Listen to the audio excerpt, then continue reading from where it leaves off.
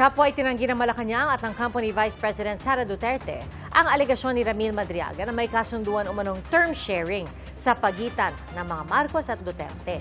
Minaliit din ng kampo ng Vice Presidente ang iba pang alegasyon ni Madriaga. Saksi si Ian Cruz. Hindi pinalampas ni Vice President Sara Duterte ang isang inilahad sa Kamara kahapon na nagpakilalang dating bagman umano niyang si Ramil Madriaga. Tungkol ito sa umano'y naikwento noon kay Madriaga ni Attorney Ryan Ray Kilala, ang dati raw Associate Dean ng San Sebastian College of Law na dati raw propesor ng Bise nung nag-aaral ito noon. He shared with me that Sara was not particularly good in school, was often struggling with her academics and habitually rude and violent to other students. Hence, Attorney Ryan used his influence in San Sebastian College of Law to ensure that Sara received passing grades despite her poor academic performance. Sabi ni Duterte sa isang pahayag, sa lahat ng anyay kasinungalingang ibinato ni Madriaga, ang pagsabing kinailangan niya ng tulong para makapasa sa law school, ang kanya raw pinapalagan. Tinapos daw niya ang pag-aaral sa sarili niyang pagsisikap. Binigyan daw niyang prioridad ang anyay well-rounded life kesa academic excellence. Hindi raw siya humingi ng special accommodation sa sinumang propesor para sa kanyang grade dahil kaya naman daw makuha ang bare minimum nito. Hindi rin daw siya naging paksa ng anumang reklamo ng kabastusan o karahasan laban sa ibang estudyante. Sinusubukan pa naming makuhang panig ni Attorney Kilala. Buwelta rin ng bise, hindi mapapantayan ni Madriaga at mga kasabwat niya sa Kamara ang kanyang kapasidad na makakuha ng resulta sa kaunting pagsisikap. Dahil hindi raw sila makahabi ng kapanipaniwalang kasinungalingan. Sabi pa niya, kung may aligasyon daw ng panunuhol noong unang impeachment proceedings, ganito rin daw ang nangyayari ngayon. Ang iba pang testimonya ni Madriaga, minaliit din ng kanyang abogado, kabilangan tungkol sa pag-dispose umano ng 125 million pesos na confidential funds sa loob lang ng 24 oras. Wala siyang posisyon para malaman kung anong ginawa doon sa confidential funds. Buti sana kung taga VP SPG siya na napagkatiwalaan na i-manage itong confidential funds or itong mga DepEd Security Officer or OVP Security Officer. Then, pag may sinabi siya tungkol kung saan napunta yung pera, diba, baka kapanipaniwala. Pero somebody like Ramil Madriaga na outsider, walang katibayan na nagtatrabaho siya kay VP Sara, maliban sa mga picture at video nung kampanya pa, wala po tayong mapupulot dyan. Pati na ang sinabi ni Madriaga na naroon siya ng pagpulungan ng umano'y planong pagpapatalsik kay Pangulong Marcos. Like itong mga term sharing agreement with BBM Kuno, mga ouster plot, mga assassination plot. Pero alam naman namin na hindi totoo lahat yun eh. At yun nga, kaninang umaga si Senator Amy Marcos nagpa-presscon na at sinabi niya ng kasinungalingan lahat ng sinasabi ni Madriaga tungkol dun sa mga planong term sharing with BBM. Tingin ng kampo ng bise, may motibo si Madriaga sa pagharap sa impeachment proceedings. Ang totoong motibo niya ay para makalabas ng kulungan.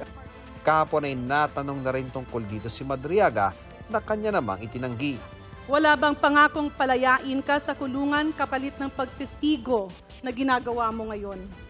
Di po ako humihingi ng anumang kapalit sa paggawa ko ng salaysay ko. Pangulo Ferdinand R. Jr. Pinabulaanan din ng Malacanang na may napagkasundo ang term sharing. Ang Pangulo po, hindi po yan mga ngampanya para lang po ibigay ang posisyon kahit kanino. Ang sabi ko po natin, nangako po siya na siya'y magtatrabaho para sa bayan at tatapusin ng termino. Did you get a reaction from him on that particular point? Siya po ay nagulat. Dahil hindi po ganda ng Pangulo.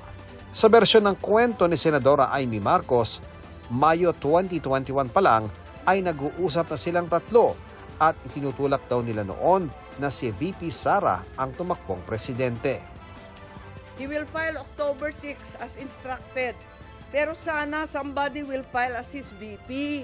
Kasi nakakatawa naman, walang katandem. And he will slide down to VP ASAP.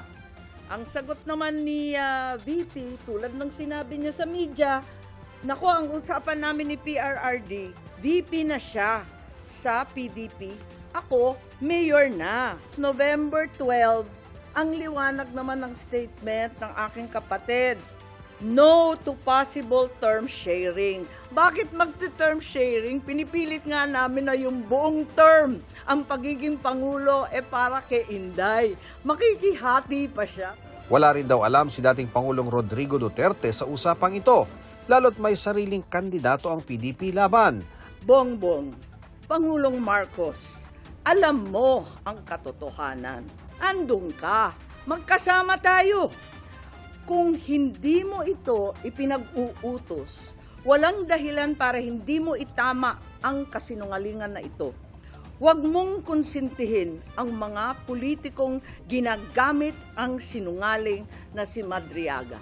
Ano po ba ang kaalaman ni Senator Amy Marcos sa katotohanan?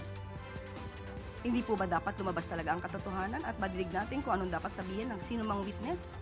So wala makakapaghusga ngayon kung ano ang katotohanan at kung anong kasinungalingan. Ayon din sa palasyo, hindi na bago ang sinabi ni Madriaga na may banta sa buhay ng Pangulo o pagsabotahe sa kanyang administrasyon. Ipinauubayan na raw nila ito sa NBI. Ang mga reaksyon ng bise, inaasahan na raw ni House Committee on Justice Chairperson Jervil Luistro. Pero magpapatuloy raw ang kanilang proseso alinsunod sa mandatong ibinigay sa kanila ng konstitusyon. Sabi ni House Justice Committee member Terry Ridon, mas mainam kung sa impeachment proceedings banggitin ng bise ang mga pahayag nito, imbis na sa press statement o press con ng kanyang mga abogado. Isa pa lang sa mga ipinunto sa impeachment complaint laban sa bise, ang natalakay ng komite kahapon. Ito ang maling paggamit umano ng bise ng confidential funds ng Office of the Vice President at ng Department of Education noong kalihim siya nito. Pero ngayon pa lang, nakikita na raw ng ilang miyembro ng komite na mayroong probable cause para iakyat sa Senado ang reklamo para sa paglilitis. Nakakumbinsi raw sa kanila ang sinabi ng Commission on Audit na pinal na ang notice of disallowance sa 73 million pesos na confidential funds ng Office of the Vice President na ginastos noong 2022. Pinasasauli ng COA sa OVP ang pera dahil bigo raw itong sumunod sa Joint Circular Guidelines patungkol sa paggamit ng intelligence at confidential funds ng pamahalaan. Wala sa pagdinig kahapon si Duterte dahil pinili niyang huwag dumalo. Sabi ni Luistro, kung hindi mapasisinungalingan ng bise ang mga sinabi ng mga testigo. Considering that it is only probable cause that is being required of the Justice Committee to be able to transmit this to the plenary and from plenary to the Senate, kung hindi ito mariribat, kung hindi ito makakounter, there is really a possibility that this testimony of Madriaga will suffice the requirement of probable cause. Ako si Ian Cruz, ang inyong saksi.